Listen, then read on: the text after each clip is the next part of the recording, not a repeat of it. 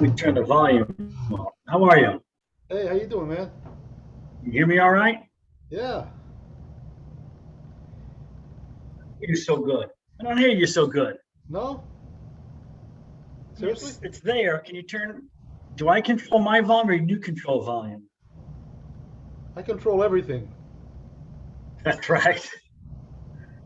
Oh, look at that nice blue bottle in my background, all illuminated with the sun. Look at that. Yeah, that's beautiful. That's hard to do to circle. Oh, that's funny. I noticed that How you. are you, my friend? You're looking good. I feel great. I That's noticed. your haircut. Yeah, I noticed that you changed your setting of where your camera is because the background is different than it used to be. In the other room, because I sometimes do this room. Oh, it's good. I love it though. It's awesome. How you do? And the Well, it's blue all about the bottle. blue bottle. Yeah. I have a little blue bottle. That's not so bad, right? Oh, look at that. Huh. Looks nicer with sun coming through it. Yeah. So Yeah, how? we're back after a couple of weeks hiatus. I'm glad to be back. I know it's good to see you back. So I can't see you back. I can only see your face. Turn around so I can see you back. There it is. So how was the Worcester Red Sox game? I went to my first Worcester Red Sox game. Oh my God, it was a lot of fun. Polar Park. This is their inaugural season, so but it was the biggest population they've had because Chris Sale, who is the Red Sox ace, was on a rehab. He's been out with Tommy John surgery for a year and a half. He was working with. In fact, I think he starts tonight for the Red Sox. But he was doing a rehab start in Worcester, and the place was packed. And we got there really early, 4 o'clock game. We were in there by 2:30, and just had a lot of time to walk around and see everything and the concessions. And there's a bunch of well, 3 or 4 restaurants in Worcester that are pretty well known for what they do. There's a pizza place, there's a barbecue smoke house place, and they all are represented in the stadium in the concessions, which was fun. That's cool. And great game. Worcester Red Sox won, which is good. Chris Sale got the win. This was 2 weeks ago now. I think he starts tonight for the Sox. And this was fun. So this is game's over at about 7:15. And it was there was a name for it, but if you hung around, you were allowed to walk down onto the outfield and play catch out in the outfield. Wow. It was awesome. And this is interesting. So there were hundreds and hundreds of mostly little kids and parents, and but and they gave you these really squishy balls on the way out to throw because you couldn't be out there with hundreds throwing real baseballs. But it was cool, and they had the lights on.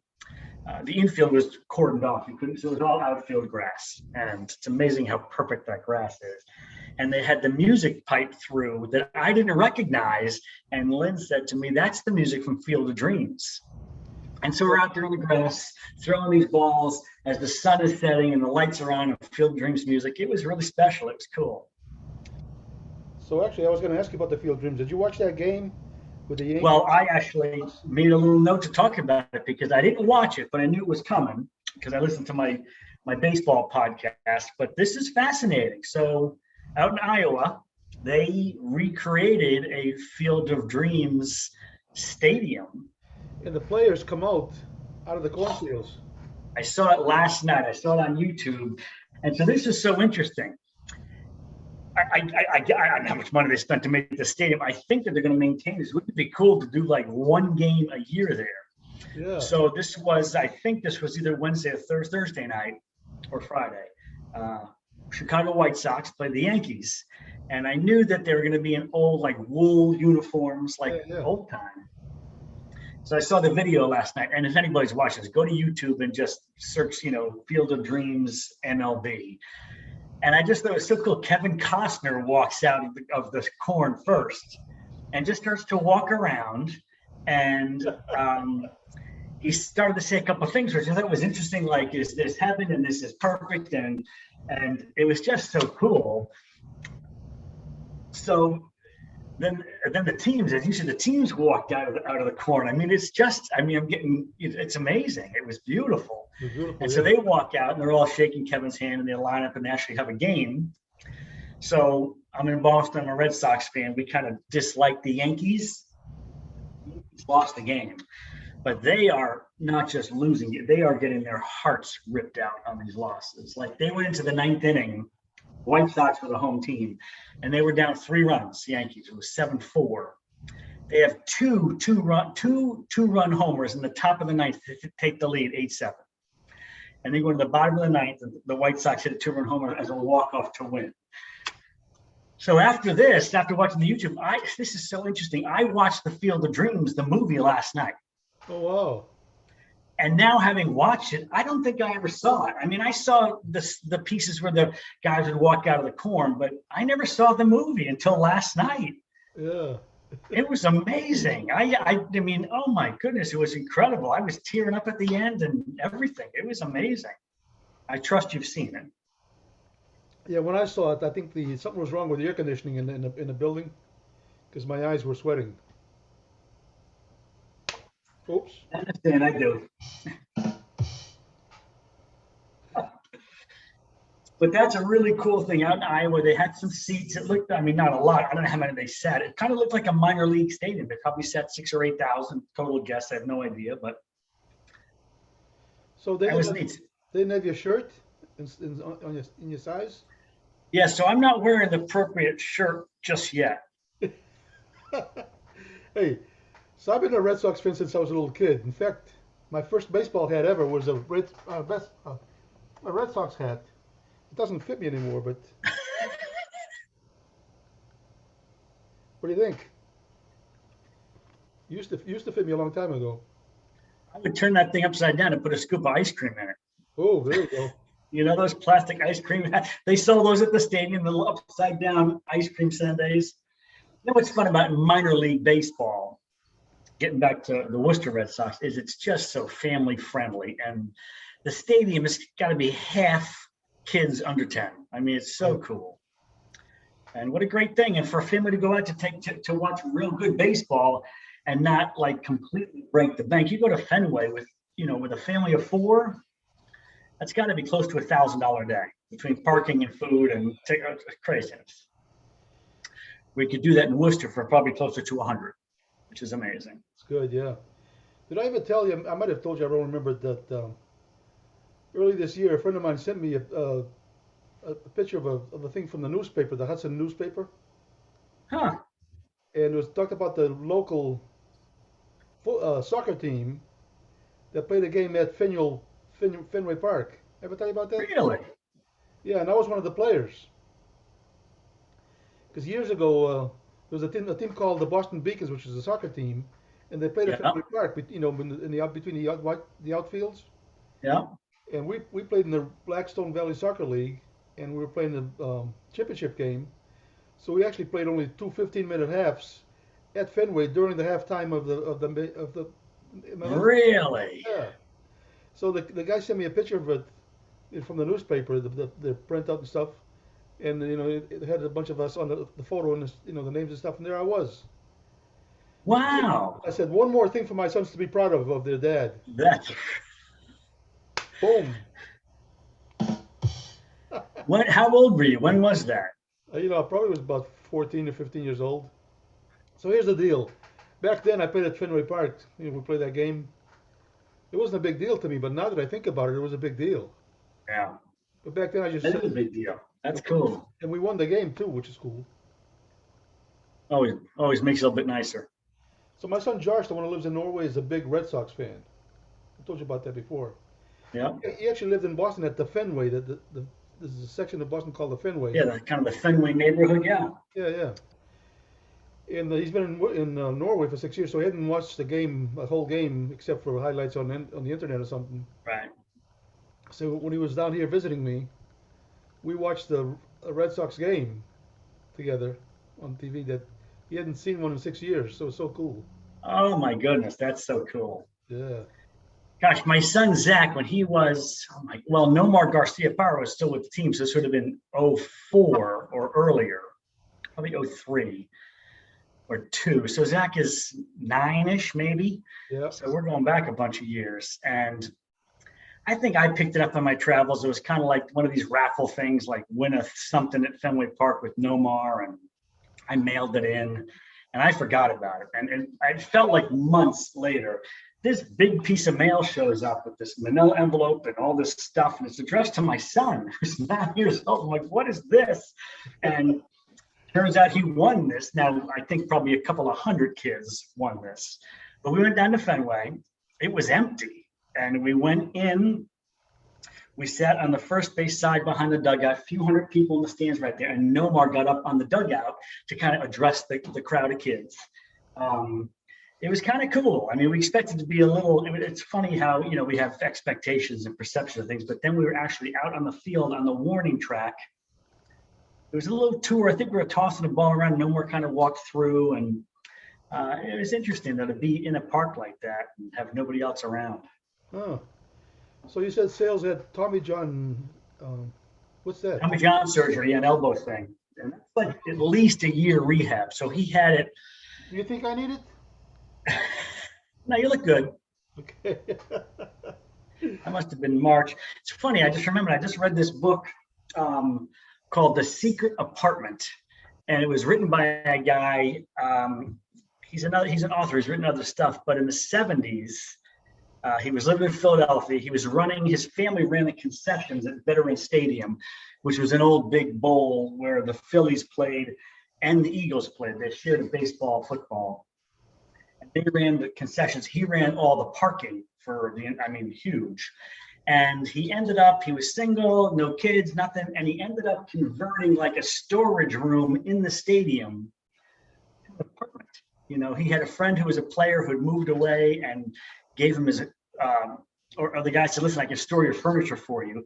And he set it up as though he had no other residence except for this. And he lived there for 2 years in Veterans Stadium. And they wrote the book recently called The Secret Apartment. And I was so intrigued by this. I thought, I got to get this. So I read it from the library actually and read it. It was a fun little read. Oh. Interesting story. One of those things that kind of like, if you had a chance to do this, would you do it? And, kind of fun if you're a fan of baseball. And I've been to Veterans Stadium. It's all torn down now, and they built Citizens Bank Park became the baseball stadium in Philadelphia. So Veterans Stadium is gone, but Wow, I just thought of that. crazy stuff. So I think the last time we did, when we had talked about how the Stanley Cup, I don't know if did we talk after we won it or not? Tampa Bay. Yeah. Tampa Bay. Speaking of Tampa Bay, our Red Sox were in first place all season through the All-Star break, and now we seem to not be able to put a win together. And Tampa Bay is in the lead in the AL East by like 5 games. Yeah, this is the sound you hear in Boston.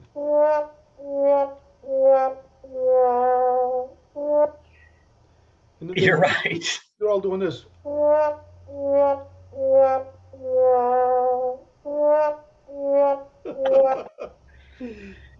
True.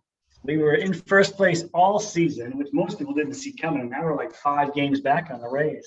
And the Rays are going like this. I got that one. Although, I don't know, maybe our timing's still off. Maybe my audio is off. Yeah, they're looking good. I'm going to make I'm making this, what's today? August 14th. A couple of birthdays I have in my friends' lives today, birthdays, 3 of them I know. August 14th, World Series is going to be the Chicago White Sox and the Milwaukee Brewers. You heard it right here. Wow. No offense to Tampa Bay. No, I think I'm going to shut the whole podcast down right now. Well, we can say the White Sox in honor of the Field of Dreams. I didn't know until I watched the movie that the Chicago White Sox, where that was the whole scandal in 1918, the Black Sox, and they threw the World Series, and Shoeless Joe was not involved. There was a few home runs during that game, so I think it's because the wall is lower or something. There were a bunch of home runs. I think it was a combination of the 7 or 8 home runs. The warmth. There's been a little speculation that MLB juiced the balls a little bit to kind of have some home runs. Who knows? But we can't deny or prove that. So That's right. Neither of us work for the MLB, so we cannot confirm nor deny such allegations. That's what is confirmed, no lie. Confirm nor deny any allegations like that. No. Wow. Wow. Oh, So what else we want to talk about? I don't know. I'll tell you something I had going on Thursday night this week. Yeah. I was nervous about this for months. You know, when you got something coming up medically and you're like, oh, I'm not looking forward to this. So I was walking out of my house in February in New England in the ice, and I fell on the black ice. Oh. And I just kind of went down onto my hands and knees, but I wrenched my shoulder, something really good. This is 6 months ago. And so I was in physical therapy for my shoulder, and it's just not getting better. And I've had rotator cuff surgery in the past, so I kind of know what that feels like. This doesn't feel like that, but something's going on, and I know it. And I'm like, oh, I could go see my ortho guy, the surgeon who did my shoulders, but I know this is going to have me getting into an MRI tube. And I'm not so good in those things anymore. Yeah. I used to just slide right in and fall asleep, for goodness sakes. But as I got older, I got claustrophobic. And the last time I was in there, I freaked out. And it's an uncomfortable thing. And it's the brain just, you can't, oh my God, it's awful. And so I knew this was coming. So I went and saw the surgeon a few weeks ago for an appointment. And he's like, he took an x-ray, which just shows bone there. And he's like, well, here's the 2 bolts I put in 10 years ago in my rotator cuff surgery. Everything looks great. Your spacing is terrific. You're getting no arthritis in your shoulder. You're good. But something's up, so you got to go for an MRI. And I'm like, oh, good Lord.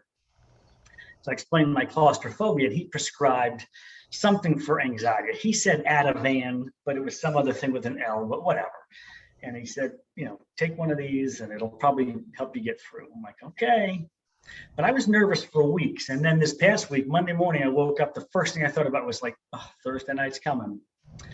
And this is embarrassing. But years and years ago, the last time I went for an MRI, when I freaked out, there was this I say little girl. She seemed like she was 15 years old. Obviously, she wasn't because she worked at this place. But I said to the technician, I know it's going to work. And I said, it's just a matter. So I said, if she's willing to stand outside this and have her hand on my ankle, I will make it through, because somehow that makes me think like I'm not alone or something. So she's like, okay. And I'm like, here's this poor little girl. Like, who is this creep that needs to have my hand on his ankle? But I got through it. Wow. So I show up Thursday night. I take I took the pill at about 7:15 Thursday night, to 9 o'clock appointment, 9 p.m. I get down there. Lynn comes with me, and all the emails are like, you can't have anybody with you. And I'm like, oh God. So we go to sign in at the desk, and she's taking all my information, and she says to Lynn, are you going in? And Lynn's like, yes. I'm like, oh. So I didn't realize she could. So then we get in, and I'm talking to the technician, and I said, here's the situation. Here's what happened in the past. This is my ace in the hole. If Lynn can come in and keep her hand on my ankle, we'll be in and out. I'll be no problem, I promise. And she's like, absolutely. And I remember thinking, like, if I'd known this, I wouldn't have been nervous for all these months. Sure enough, they give you the headphones. They let you pick some music, but it's pretty loud. But there's one more piece to this. If anybody's concerned about MRIs or claustrophobic, I have the solution, because I no longer have any concerns about MRIs in the future. So I'm about to go in. And I did request an open machine, because normally they're right here, you know, and this one was about maybe 3 or 4 inches off your face, still pretty tight. So I was able to go in, and you hit the top, and I was like, oh boy. And then was like, oh, you know what? Let me get one more thing for you. This might help. And she brings this pair of glasses in, and she puts them on me like glasses, but they're like prism glasses. And so they allow you to see 45 degrees. There's, you know, and so if you wore them standing up, you'd be looking at your feet. And so as I go into the tube, I look through these glasses, I'm looking right at Lynn. And I had a little bit of Beatles music going on, and I had the headphones. I got the hand on the ankle. I was in and out of there. I mean, it was probably 16 or 18 minutes, and they do a bunch of different things. The woman talks to you through the headphones. No problem whatsoever. It was amazing experience. I'm not even sure the Ativan ever even kicked in, although I got a little drowsy once I was in there, but that might have just been a relief of all this. I mean, I think stress, no question, stress will take its toll on our bodies physically. And I've been worried about this for weeks. And to like get it behind me, it's like, oh my goodness. So I was glad about that. So how's it? It's not affecting your drum playing though. You play very well It still. doesn't hurt when yeah, it's a funny thing. It's not I don't think it's a rotator cuff because I know what that feels like, but there's something going on.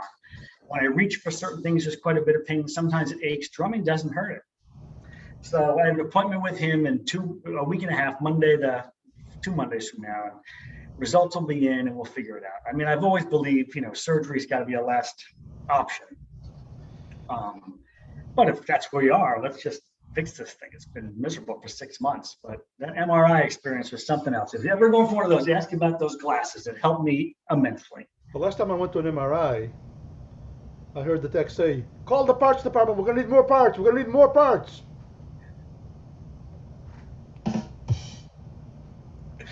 And I will check with Lynn, but she's probably available to be contracted as an independent contractor if you're looking for a hand on your ankle. Wow. I'm sure. It works for me. Isn't that crazy? Like, I just like the brain does this. And I mean, what's the big deal? You go in this tube, you come out, but wow, our brains, it's funny. It all happens in the brain. It's not. It really does. And I talked to the surgeon about this. He's like, listen, in my office, I deal with 2 big things, claustrophobia and needle phobia, because they do a lot of steroid shots into the joints. Oh, yeah. I got no problem with needles, but man, but it's really nice to be able to look forward and go, if I ever need an MRI, I'll be good. Huh. Hey, did you notice that the guitar behind me back there has the Gibson case, and then it has another logo on top of it? Can you see it? I think I see is that the Oyster Bone logo? Yeah. Get your own guitars now? You guys are big time. It's not on a guitar. It's actually the Oyster Bone shirt that I folded and put it there. Well, you shouldn't have said anything. You should have said, yeah, we're making our own guitars now. Yeah, we're making our own guitars, yeah. Hey, have you heard of a Reverend guitar? What is it? Reverend? Reverend, no. Yeah, Marco plays one. Marco kind of plays one of everything, it seems like, but Marco's got a Reverend. And in our photo shoot we did for the CD, he has a Reverend guitar he's holding. And he's sending a CD to the Reverend company saying, hey, I'm repping your stuff. Can I get some free guitars? So is he, does Marco play a lot of different alternate tunings? Not a lot. We got standard tuning and we do quite a bit in drop D. Oh, yeah. So as we go through our set list for rehearsal, which we're doing this afternoon, we'll do it in terms of standard tuning and then D. So I've been Listen to me, a drummer, like I'm talking, like I know what I'm talking about. As you know, I started playing the guitar back in the 70s. And just recently, the other guys in the band, because I'm the oldest guy in the band, they wanted to play a song in drop D. And I said, what the F is drop D? I mean, I knew what it was, but I made a big deal about it. So we play Evermore. Oh, yeah. That's drop D. Kind of strange. But so one of my favorite bands in the world that most people haven't heard of, but every musician has, because they're kind of a musician's band, is King's X. Oh, yeah. And King's X does a lot of stuff in drop D. And I was always told, I don't get it, but I was always told the drop D kind of gives you a deeper, fuller, darker sound. That's all I know. Well, the E string, which is the low string, the thick one, you bring that down to a D. So now when you play your chords, you can't really play them quite exactly the same, but it's like D throughout the whole thing. Like when we play Evermore or Everlong, it changes it. But there's a lot of songs that that you've heard that are in drop D. Yeah. It's kind of strange. Yeah. You don't do any drop D in the drums, do you? No. Doing our drums to anything. Terry Bozzio does, because he's got, I don't know how many drums, and they're all tuned to different notes, but that's it. Yeah. I don't know if I gave a percentage. I'd say 25% or a third of our songs are in drop D. Is that right? I think so. I mean, I don't know. But I know that out of our 4 new ones, two of them are, if not 3, actually. We got this great new song I'm so excited about called Gravel Yard. And it starts with a kind of an unusual drum beat, and it builds, and it's really cool. And we did not do it in the side yard gig before the torrential rain, and I was disappointed because it's a really cool tune. I wanted people to hear it. So, as you know, I'm sure your flights are booked. We're doing it again on September 4th, and we'll see you then. Yeah. So I was trying to tell you the reason why I jumped in the car so fast is because There was a car. Was not my one of my friends let me borrow that car, and so it's a nice Mercedes with leather seats and stuff. And I didn't want to get all wet and then go into the car, being No all wet. question. Yeah. That's why I run in there. But then when you come over and say hi, I was trying to talk to you, but I was like closing the window because I didn't want to ruin the car. There was, Yeah. Okay. Talk to you later. so is the second house with the where we put the equipment when the rain starts. Is that where you live? Is your Yep. house? Yep. Oh, cool. Yeah, Call it the cottage. cottage. Yeah. So my GPS wouldn't let me go over there because try, every time I tried to go there, the GPS would tell me where to go, but then I couldn't find the street. So then I thought I had to go around the other way and come through because it's a Yeah. way or something like that. I don't know. It was weird. It's my own little private haven in the middle of the city. Very hard to find. Yeah, Just the way I like it. it was worth it though. Ah, you're sweet. That was a lot of fun. It was fun. We're going to do it again and hoping for better. Everybody had enough fun. We're like, imagine if we did this without the concern and threat of all that crazy weather. So we're going to do it again on September 4th, which is the Saturday of Labor Day, which is going to be here before you know it. It's the middle of August already. That's 3 weeks from today, isn't it? Yeah. So when we lived in Massachusetts, Yeah, 3 weeks from today, we're doing a side yard gig again. but my kids both born in September 3rd and September 26th. So Labor Day weekend, we'd always have a birthday for both of them, birthday party. Nice. Invite a bunch of people over and stuff, and that's when I lived in Leominster with school. But those days are gone. Nice. Uh, so we're playing. Nice, We're nice. playing Saturday, and Adrian, our regular drummer, is not available. So friend is sitting. He's the one that's like a jazz type of This drummer. is the jet. When is it? Is this next Saturday you said or today? Saturday, next Saturday, Okay. next Saturday, yeah. But he's really really good drummer, and he's I don't know, just they both are, but it's just the different styles. Yeah, you've raved about this guy a lot. Well, it's cool that he just if I was to sit in with her face, still face. Whatever. Yeah, oh, her smile's a different band. We know what that is. Oh, Hurts. No, I but love that. That's a great band. so if I was gonna sit in with you guys, I wouldn't know because I don't know your songs, and there's not songs that I've ever heard. Right. And there's no, most of the songs when I play songs, the lyrics kind of determine where we go from there. True. But with you guys, your lyrics are all very quiet. I never even heard the lyrics. You give me an idea. Still face should warm up for Hurt Smile. Ooh. That'd be a nice gig. By the way, I saw King's X open up for Extreme one time. I did also. Yeah, good band. I saw that in Boston at the Bank of America Pavilion out in the Bay. Huh. Cool band. That was one of the times. And I was so psyched. That's two of my favorite bands right there, King's X and Extreme. I saw them on the same ticket. It's amazing. I told you one of the kids I took, not a kid, but he was a young guy compared to me. He worked with me, and he says that he played the guitar. Says, "Oh, what do you play?" He says, "Oh, I like metal and stuff." And I said, "So who's your favorite guitar player?" He goes, "Well, I'm sure it's somebody you never heard of." I says, "Well, who is it? Try me." I know a lot of people says, "Well, it's a guy by the name of Nuno Betancourt." I says, "Oh yeah, well, isn't he good?" You know. So he's telling me the guy's great, this and that. So as it turned out, 3 weeks from that day, Extreme was playing at USF in Tampa, USF Sundome, and King's X opened up for them. So I says to him, "Hey, what are you doing next Thursday, whatever night it was?" He goes, "Well," I says, "You want to go see a show?" He says, "Where is that?" I says, "Just come with me." King's X. He goes, "Oh, I love King's X." I said, "Yeah, let's go see him."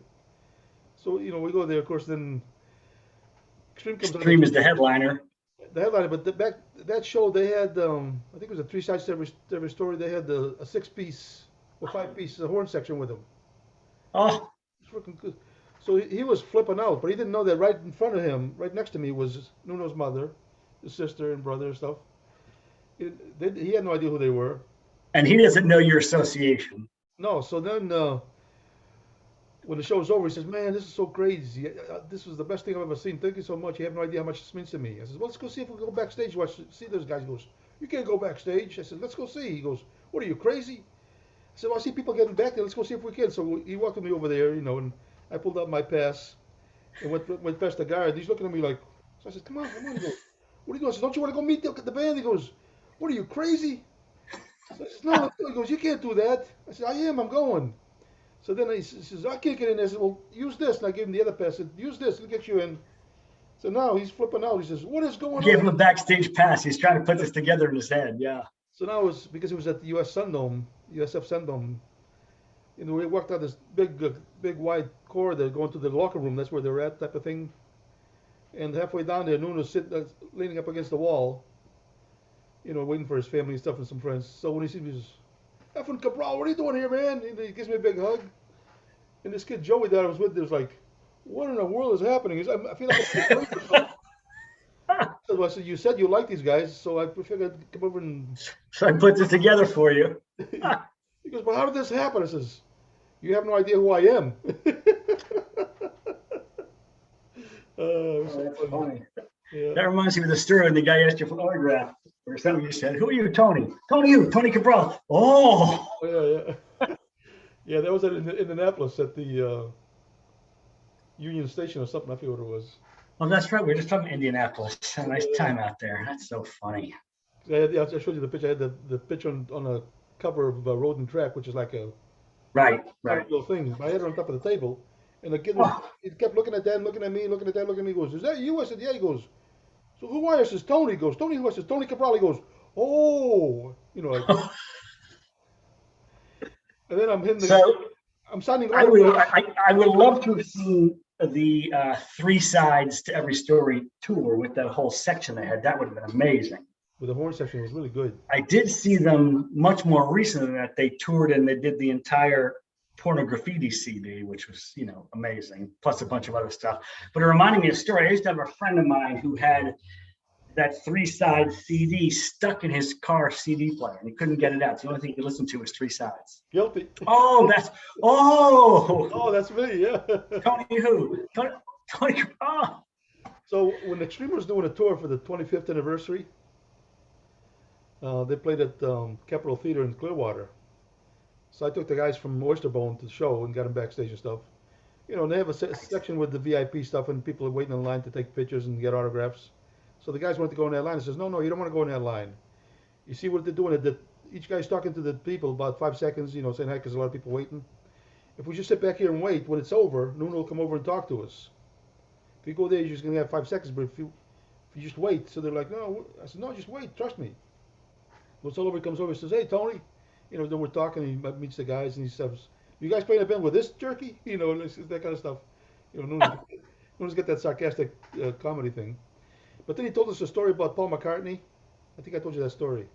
Well, tell me it again, because this is, what was that for? What was the event? Well, there was some kind of music award show that was going to be on TV, and Rihanna, Nuno, because Nuno at the time was playing with Rihanna. Playing with her, right. Paul McCartney and Kanye West did a song together. So they put our song together. So they were going to perform it at that show. So Nuno was the first one there because the band was supposed to rehearse. So Nuno was the first one there, and he was playing the guitar by himself. And some guy taps him on the shoulder and says, what are you working on, mate? So Nuno looked back and it was Paul McCartney. But here's the story. The Beatles, for the Betancourts, were like the gods. This is like, yeah, right? So he says, what are you working on? So they started playing with Nuno on the guitar, and he's just messing around, right? And I get the shivers just because the way that Nuno told the story was so crazy. I know. Nuno said to him afterwards, you have no idea, my whole family are musicians, and they love you guys, especially you. My oldest brother is crazy about you. And Nuno's oldest brother probably, that was about the time the Beatles were, he was listening to this as it was happening. Yeah, back in the 80s and stuff. So then he says, ring him up, mate. And Nuno gets his iPhone out and does the FaceTime with his brother Robert. He says, hey, Robert, how you doing, man? He says, I got somebody here wants to talk to you. He goes, who is it? He says, so he gives the phone to Paul McCartney, he starts talking to him, and Robert starts crying. Of course he does. So it's just one of those stories that I get emotional about it. But anyway, a few minutes late, Rihanna shows up with 14 people with her in her entourage, and then a half an hour late, Kanye West shows up with about 40 people in his entourage. And I'm sure that Conway felt that because what he was going to do on stage with Paul McCartney would finally be famous because of him or something. You know what I mean? We're just so So Nuno shows up by himself early. McCartney shows up by himself early, and then all the, with the entourage show up because it's the yeah, biggest thing going. amazing. But You then know what's you know what I love about this? I've heard this story from you 4 or 5 times over the years, and one time I was driving with my friend Joe in the car oh yeah, and yeah. asked you to tell because Joe's the biggest Beatles fan I know, and you have never, and this is what I love about this, and what I love about you, you've never told the story without crying. You can't not cry and tell that story. I held back pretty good this time, but Yeah, you did. yeah, But isn't it? because of the humanity in it. So Yeah. you know, Paul McCartney, he's like, ring him up, mate. Wow. And Nuno, and think about Nuno's perspective. He gets to share with his brother, like what he did for his brother. Oh my goodness. Oh yeah. Amazing. Amazing. So Woof. you would think that by now Paul McCartney would have called me and said, "Hey, can I sit in with you guys with Oysterbone?" He probably doesn't even have my number. By now he would have. He probably doesn't even have my number. That's the problem. Well, then that's on Nuno because Nuno has it. Nuno has my number. Oh boy. I don't have the same expectation from McCartney to call me because we're an instrumental band, so he's off the hook. Yeah. Wow. Sir Paul McCartney. Sir. Sir. Not many sirs out there. Yes, sir. Yes. Oh, so my buddy Joe, who you know and have told that story to, is out in Huntington Beach, has a cool band, JD and the Retro Riders, very kind of power pop, cool. How would I describe this? Tom Petty, Beatlesy, just cool, Yeah. poppy sing-along stuff. Background singers and awesome.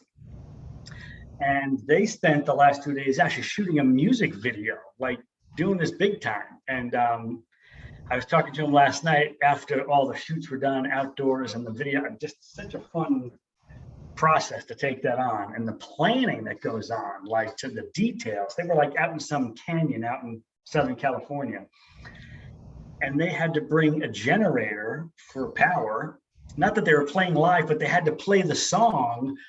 As they played along to it, it was all timed up and synced up, so the video is going to work. It's fascinating to hear about. So I'm sure it'll be weeks before I can see it, but really exciting for them. So does Joe live out there, or does he live in Worcester? No, Joe's been in Southern California for 30 years. But he opened a store in Worcester. No, that's a different Joe. Joe's albums you're talking? Yeah. I told you. Joe's a pretty common name. I know 4 or 5 of them. So. Oh. I love that story about when my friend called me and said, "Hey, meet me at Joe's albums in 45." And I got there in 33, which is record time. And then you came record time. You came back with, did you get a speeding ticket for driving 78? That was awesome. Wow. You got me with that one. 78 down Main Street in Worcester. That's that'll get you in trouble. So I just assumed it was the same Joe, but I didn't know you knew No, more different Joes. people. So JD and the Retro Riders, it's some really fun stuff. Check it out on any musical, what are those all called? iTunes, Spotify, all that platforms. Fun stuff.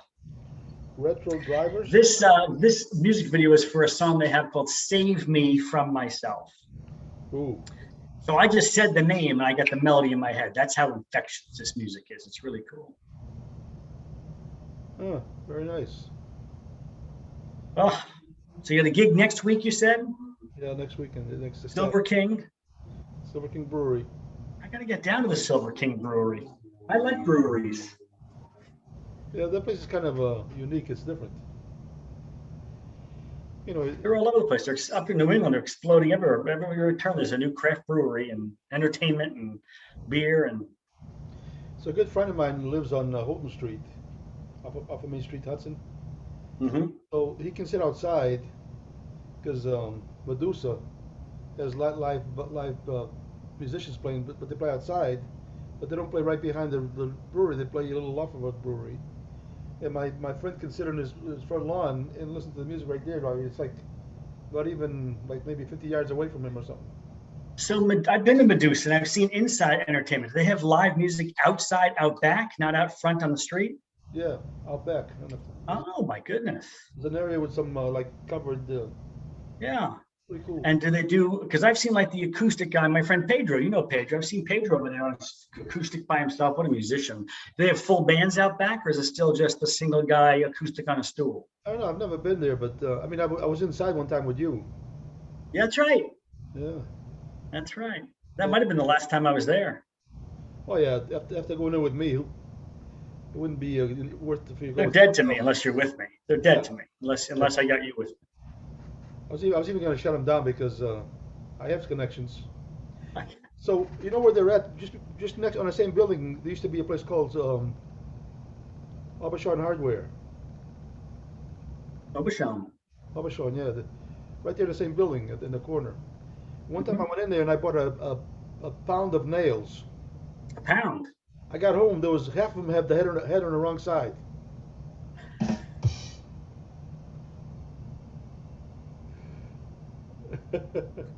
That reminds me of a joke, but I can't come up with enough of it to try to retell it, but I will sometime in the future. Okay. Okay, you can hold me to that. That and my baseball shirt. I have a friend that lived in Fabens, Texas, which is right, close to El Paso. Yeah. And his father, it's like a small town, but his father had a store. There was a general store, hardware store, the post office, and the convenience store. Everything was all in one store. So one time I called up the store and says, "Hey, is Isaac working today?" And they said, "Yeah." I said, "Put him on the phone."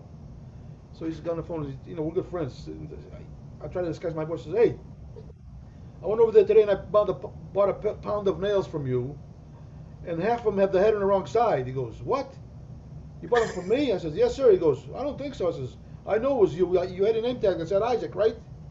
But I'm trying to disguise my voice because he hadn't talked to me in a while. So he says, "Yeah, but I don't know what you're talking about." I says, "Well, half of the nails have the head on the wrong side, so I can't bang them in. I had to throw them out." He goes, "I never heard of that before." I says, "Well, if you were me and your name was Tony Cabral, you'd know what I'm saying." He goes, "Tony, what the heck are you doing?" Was this Isaac, who I had the honor of knowing a little bit? I don't know. Isaac. With an S? Last name S? No. Okay. Salcedo. That's so funny. If you were me and your name was Tony Cabral, you know what I'm talking about. So we get together when I was there. We got together at his grandmother's house. It was like right by the Rio Grande, so the floor in the house was dirt. They didn't have real floors. It was like an old type of house, real cool. But the family, they all played guitars and stuff, and they get together and make some Mexican food and have a good time. It was awesome. Wow. Nice. Good stuff. Nice. Well, what do you got going on the rest of the weekend? What's happening today and rest of the weekend? What do you got going on? Well, I have one of our friends coming over to visit us today because she was actually good friends with my son, my oldest son, and we ended up being friends with her. So she doesn't live here anymore, but her grandparents live here. And she comes into town, and every time she does, she brings us Cuban food because her grandmother makes Cuban food, and she brings us Cuban coffee and stuff. So we sit around. It's supposed to be like an hour thing, and we sit around talking for about 4 or 5 hours. Nice. So I finally have to tell her the story that my grandfather used to say when he had company. Because he got up early, he said, "Maria, let's go to bed. These people want to go home." But that's a true story. He used to say that. Try to give him a hint. They're overstaying their welcome. Let's go to bed. These people want to go home. Yeah, Maria, let's go to bed. These people want to go home. It's a very delicate way of saying, get out of my house. Yeah. If they didn't get the hint, he'd say, "Listen, guys, on your way out, make sure you close the door," and he'd go to bed. But he was one of those guys that was an awesome storyteller. When the kids saw him coming, he'd be coming up this thing on his donkey and stuff. They'd all run out and say, Tio Loda, they call him, his last name was Laura, Loura. And Tio means uncle, but he wasn't an uncle, but they just say, "Tio, tell us a story. So he'd just make up stories in the spot about nothing. I don't know. It's just interesting. People love to listen to him. I don't know. I don't know if some of that rubbed off on me or what the heck happened. I'm always telling stories. Probably did. And some of them are true. Some of them. Sometimes when I tell a story, it gets better and better as I tell it because I embellish more and more. So if you heard it the 15th time today, that's a great story. I understand. I do. Oh boy, that's Well, awesome. let's wrap this baby up. I just looked at the clock. This time is flying today. This has been fun. So I want to give the keeper 5 more points because for her to go and hold you down at the MRI so you couldn't run, that's pretty good. She's a keeper. That's funny, holding me down versus just lightly touching my ankle, Yeah, holding me there. she's holding you down. Stop moving. Hey, stop moving. That's funny, right? I said, what I'm saying to her, would you just please keep your hand on my ankle? And the technician saying, would you please hold that guy down? Yeah. And keep it stuck in the middle. Wow. Funny. So that, then tomorrow I got a friend come up. We're gonna have lunch, and he's one of those guys that I play with. So we're gonna gym a little bit Nice. at the house. Nice. Yeah, it'd be cool. We got band rehearsal this afternoon. I'll keep you posted. Fun stuff. Yeah. Always a pleasure, my friend. Good to be back. So ask Marco if he does anything with Dadgad. Dadgat? Dadgad is a tuning thing that Jimi Hendrix used to use sometimes. Oh, He probably knows it. I think when you do that, you have to play your guitar upside down, don't you? Oh, behind your head. You have Or with your teeth, something. something, yeah. Last time I went to the dentist, he says, "Hey, what's going on? Your teeth are different. Are you playing guitar with your teeth or something? What's going on?" Ba-da-ba-ba-ba. Ah. Oh, awesome. All right, my friend. Enjoy the weekend. Always a pleasure. This is number 11. So now people can say about this podcast, these go to 11. Yeah, our podcast goes to 11. It was good to finish with a Spinal Tap reference. That's So- important. I love it. I thought it only went up to 10. Yeah, well, we go to 11, so we go one more, isn't it? When we need that push over the cliff, I gotta watch that movie again. That was so cool. I think I have to also. And the keeper's never seen it, so that might be a really? requirement. Yeah. If she's gonna hang around with a musician, she has to watch that movie. Yeah. Oh, yeah. Talk about people that hang around with musicians. Drummers always hang around with musicians, don't they? Those are called drummers. I was going to say, those are called drummers. Oh boy. So one time, Enjoy, my friend. St. Peter was at the pearly gates, right? So this guy showed up because he died, and he said, "Hey, wasn't expecting you today. So, how much money did you make?" He said, "Well, I made $62,000 a year." He says, "Oh, you're an electronic technician." He says, "Yeah." Second guy says, "Hey, so what are you doing here? How much do you make a year?" "I made $95,000 a year." He says, "Oh, you're an engineer." He says, "Yeah." So the other guy comes in and says, "How much money did you make a year?" He says, 14. "Oh, you're a drummer."